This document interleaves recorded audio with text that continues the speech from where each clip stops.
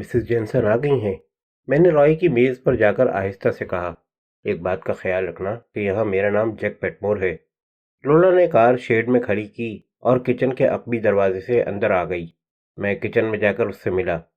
مجھے کچھ دیر ہو گئی۔ اس نے کہا، تمہیں کوئی دشواری تو پیش نہیں آئی؟ یوں تو کوئی خاص پریشانی کی بات نہیں ہے، میں نے جواب دیا۔ البتہ ایک آدمی جسے میں پہلے سے جانتا تھا اچانک ٹپک پڑا ہے، مگر وہ میرا دوست ہے اور میں اس پر بھروسہ کر سکتا ہوں۔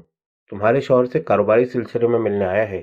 میں نے اسے بتا دیا ہے کہ جینسن باہر گیا ہے اور 2 ماہ سے پہلے واپس آنے کی امید نہیں ہے۔ لولا نے گھبرا کر میری طرف دیکھا۔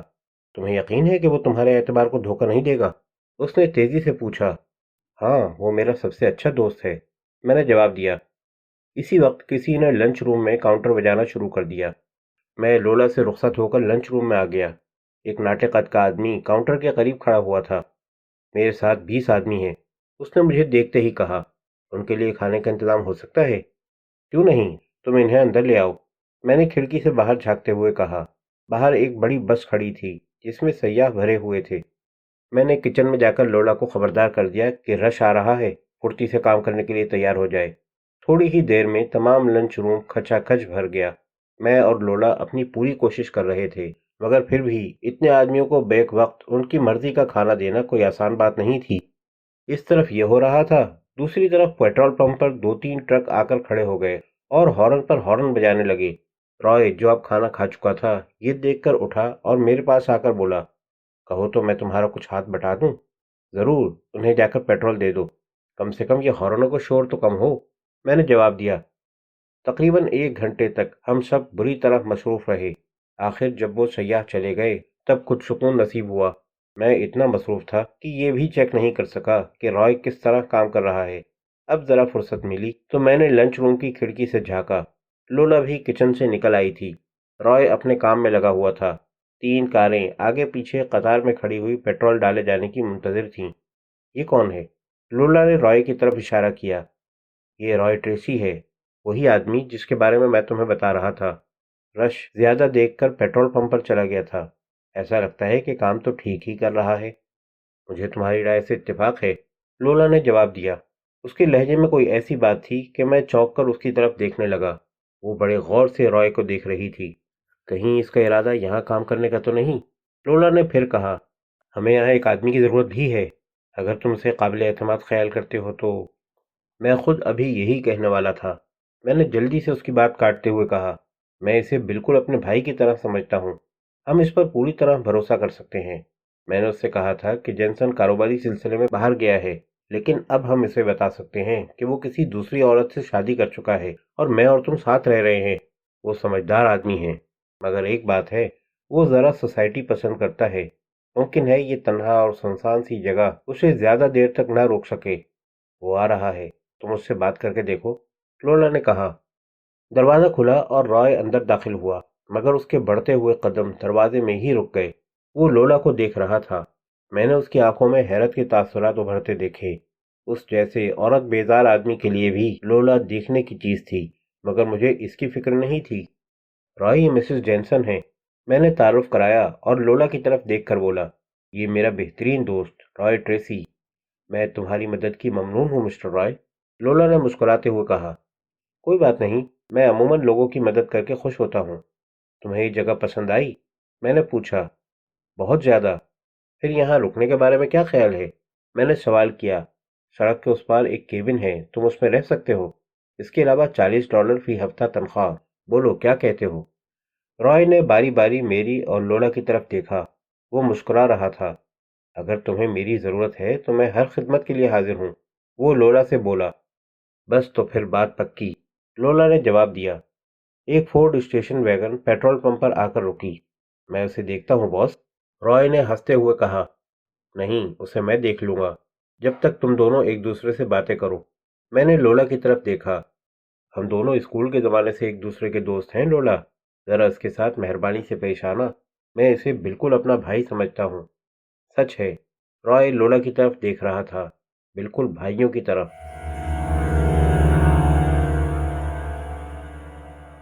رات کے 10 بجے کے بعد جب ٹریفک کی آمد ختم ہو گئی تو ہم تینوں کھانا کھانے بیٹھے۔ رائے کو یہاں ملازمت کرنے کی بہت زیادہ خوشی تھی، جس کا وہ بار بار اظہار کر رہا تھا۔ اس نے کئی مرتبہ کہا کہ ایک تھرڈ کلاس سیف کمپنی کی ملازمت کرنے سے تو یہاں کام کرنا لاکھ درجے بہتر ہے۔ تو کیا تم کسی سیف کمپنی میں کام کرتے ہو؟ ہاں، لارنس سیف کارپوریشن میں، رائے نے جواب دیا۔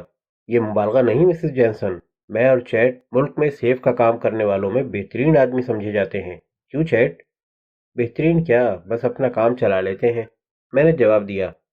میں نے اور چیٹ نے ایک ہی دن کام شروع کیا تھا۔ رائے نے لولا کو بتایا، یہ سیف کے معاملے میں مجھ سے بہتر کام جانتا ہے، مگر میں تالوں کا ماہر ہوں۔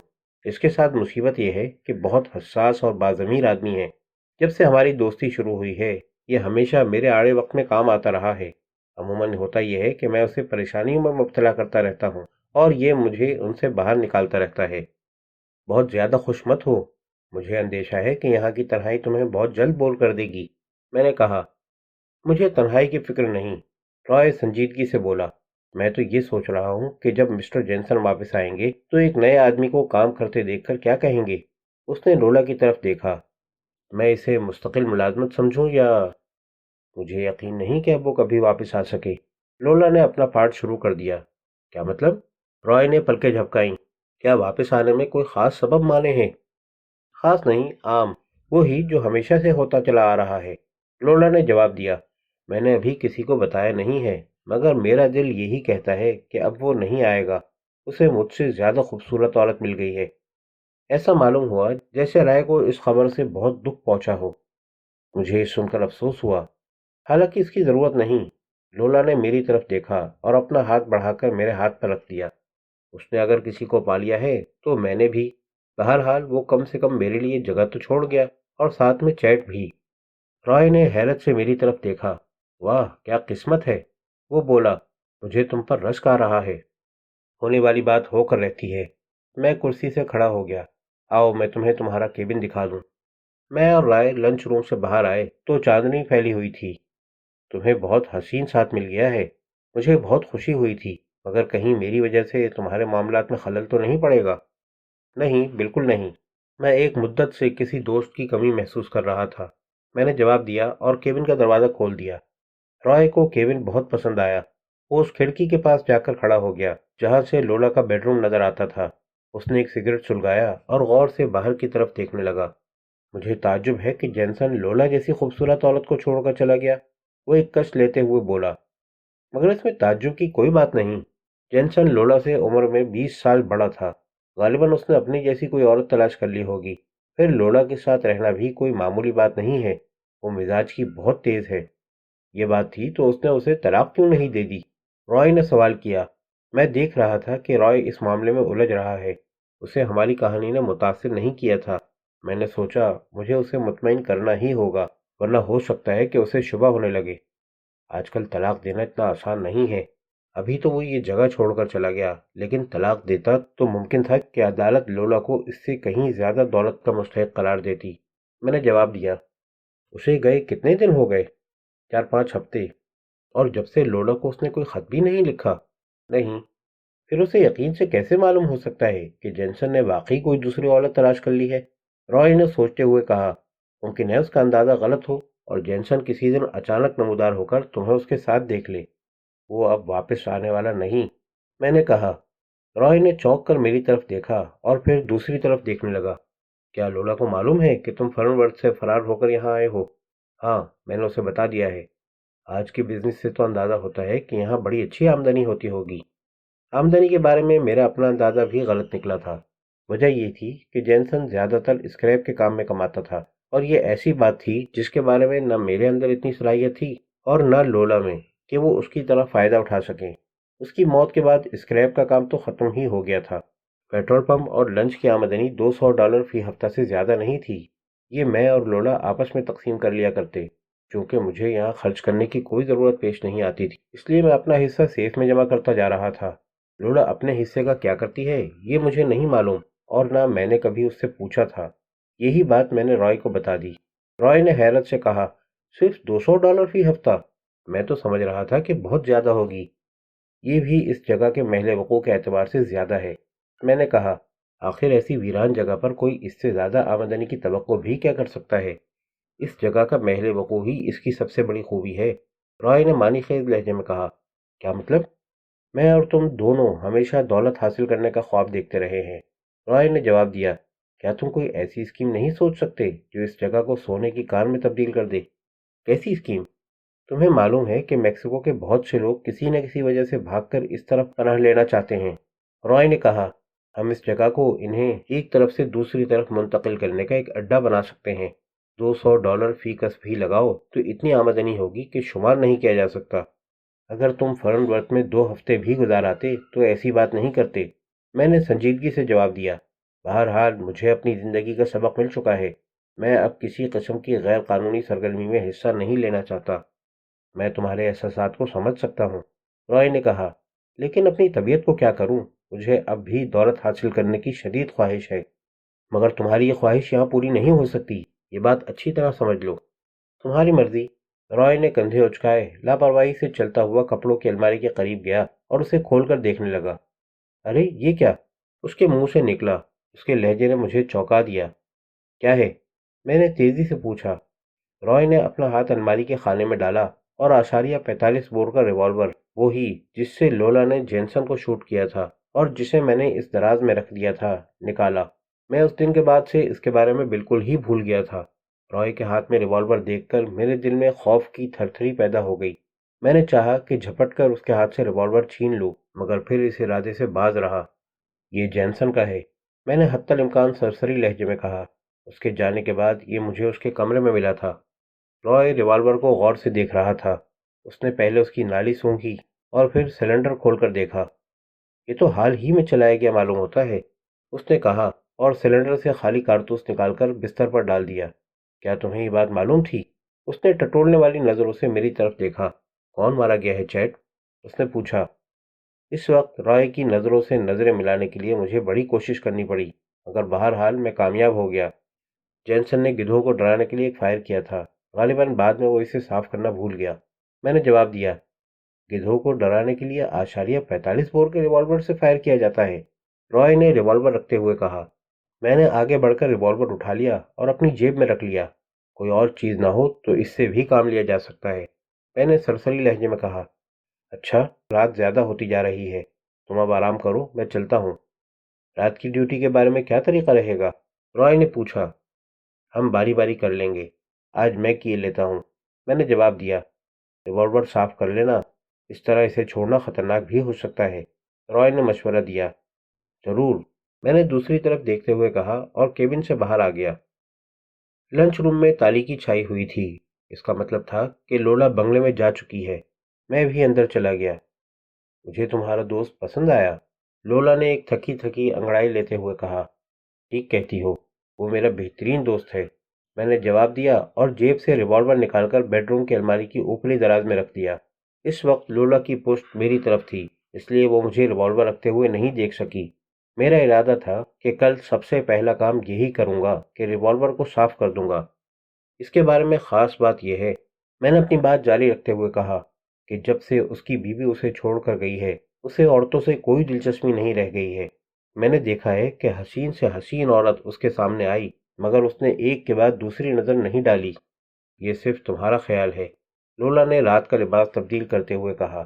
ہر مرد عورت میں دلچسپی لینے پر مجبور ہے، یہ عورت پر منحصر ہوتا ہے کہ وہ جس مرد کو چاہے اپنی طرف متوجہ کر لے۔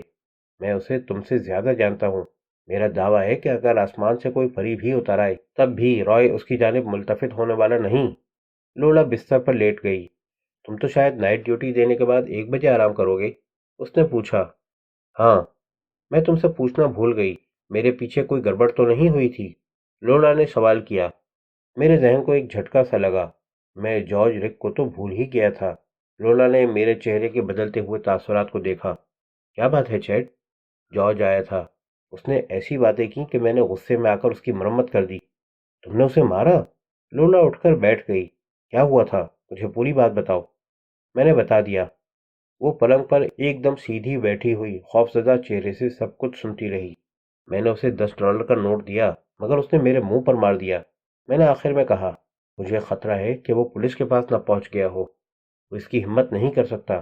لولا دوبارہ تکیے پر سر رکھتے ہوئے بولی، اور کرے بھی تو پولیس اسے اچھی طرح جانتی ہے، وہ کبھی اس کی باتوں پر کان نہیں دھرے گی۔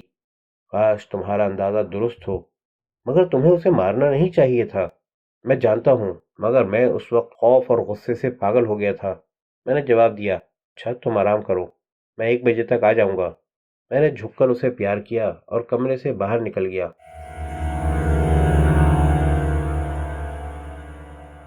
صبح ناشتہ کرتے ہوئے میں نے رائے کو جارج کے بارے میں بتایا۔ وہ ہمیشہ کچھ نہ کچھ مانگنے آتا رہتا ہے۔ میں نے کہا، تمہیں اس سے ہوشیار رہنا ہوگا۔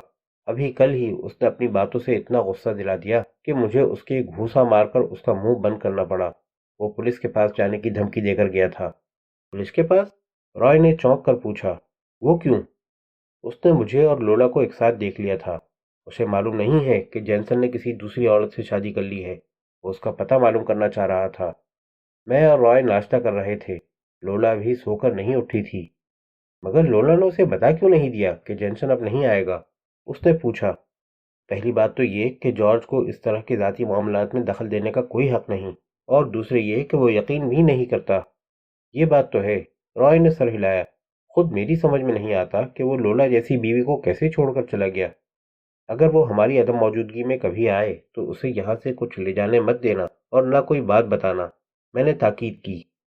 میں اور رائے لنچ روم صاف کر رہے تھے تو میں نے لولا کو بنگلے سے باہر آتے دیکھا۔ وہ آج پھر اپنے اسی مختصر لباس میں تھی جس میں میں اسے ایک مرتبہ پہلے بھی دیکھ چکا تھا۔ اسے اس لباس میں دیکھ کر اچانک میں نے اپنے دل میں بے چینی سی محسوس کی۔ یہ لباس اس نے ہفتوں سے استعمال نہیں کیا تھا، لیکن اب جبکہ ایک اور مرد اسٹیج پر نمودار ہوا، اس نے دفعتاً اپنے جسم کی نمائش کرنے کا ارادہ کر لیا۔ میں نے جلدی سے رائے کی طرف دیکھا جو کاؤنٹر پر پالش کر رہا تھا۔ لولا مسکراتی ہوئی لنچ روم میں داخل ہوئی۔ ہیلو، اس نے بڑی میٹھی آواز میں کہا۔ بہت خوب، میرے وفادار خادم اپنا فرض بڑی محنت سے انجام دے رہے ہیں۔ میری نظریں رائے پر جمی ہوئی تھیں۔ آواز سن کر اس نے لولا کی طرف دیکھا۔ لولا بھی اسے دیکھ رہی تھی، مگر رائے کے چہرے کے تاثرات میں کوئی تبدیلی نہیں آئی۔ دوسرے لمحے وہ دوبارہ پالش کرنے لگا۔ ہیلو، اس نے بدستور پالش کرتے ہوئے کہا، کیا یہاں صرف ہم دو ہی حلال کی کھاتے ہیں؟ میں نے لولا کے چہرے پر سختی کے تاثرات ابھرتے دیکھے۔ اسے اس استقبال کی توقع نہیں تھی۔ میں نے اطمینان کا سانس لیا اور منہ دوسری طرف کر لیا تاکہ لولا میری مسکراہٹ نہ دیکھ سکے۔